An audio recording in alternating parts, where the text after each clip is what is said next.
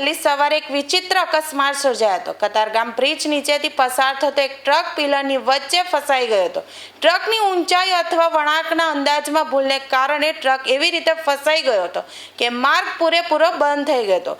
Bridge નીચે truck ફસાઈ જવાથી રસ્તો સાંકડો થઈ ગયો હતો, જેના પરિણામે કિલોમીટર સુધી વાહનોની લાંબી કતારો લાગી હતી। ટ્રાફિક જામમાં અનેક લોકો ફસાયા હતા અને નોકરી ધંધે પહોંચવામાં ભારે હાલાકીનો સામનો કરવો પડ્યો હતો।